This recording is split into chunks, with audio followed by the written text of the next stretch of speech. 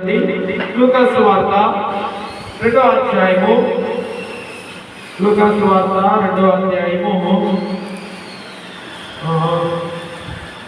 9, 8, 9, 10, 11 వచనాలు నేను చదువుతాను. అందరూ జాగ్రత్తగా వినండి.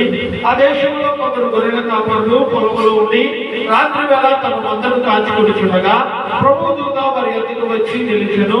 ప్రభు మహిమ వారి చుట్టూ ప్రకాశించినందున వారు మిక్కిలి భయపడేది.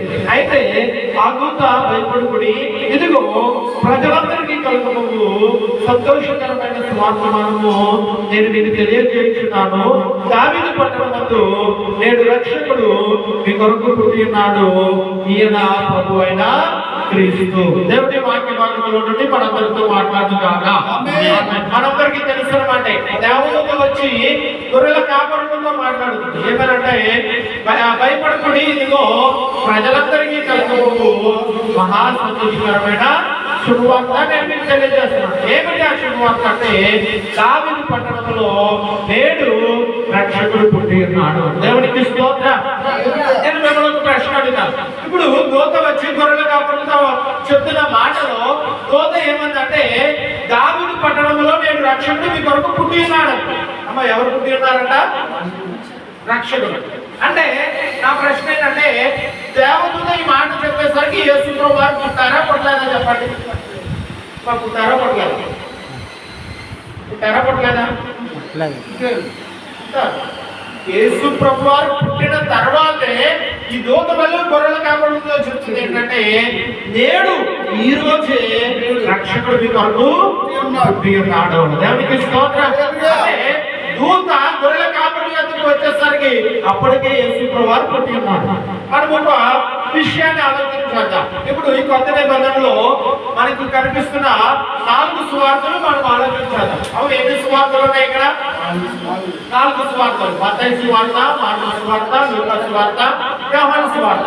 ఈ 4 సువార్తల్లో ప్రాముఖ్యంగా యేసు ప్రభు వారి జీవితం మనకు కనబడుతుంది. దేవునికి స్తోత్రం. ఎవరి జీవితము?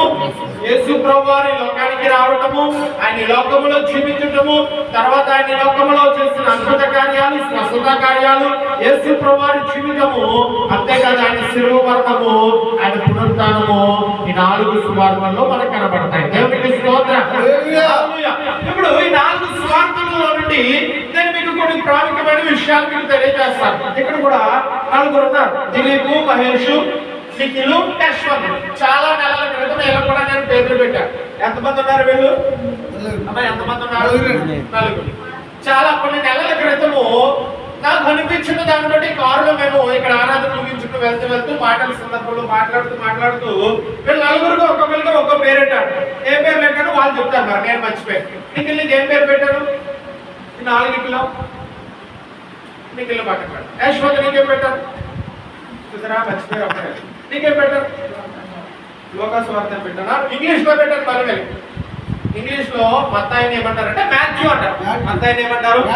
మాథ్యూ. మార్కు సువార్తను ఏమంటారంటే మార్క్ అంటారు. ఏమంటారు? మార్క్. లూకాసు వార్తను ఏమంటారంటే లూక్. ఏంటది? లూక్. చూసారా, తెలుగు చూడండి. లోకా ఏమైంది? లూక్. మార్క్ ఏమైంది? మార్క్ ఏమైంది? మార్క్. మత్తాయి ఏమైందంటే మాథ్యూ. చివరిగా ఇంకోటి ఏముందంటే యోహాను సువార్త. దేవునికి స్తోత్రం. యోహాను సువార్త ఇంగ్లీష్ లో ఏమంటుందంటే ద గాస్పెల్ ఆఫ్ జాన్. ఎవరు? జాన్.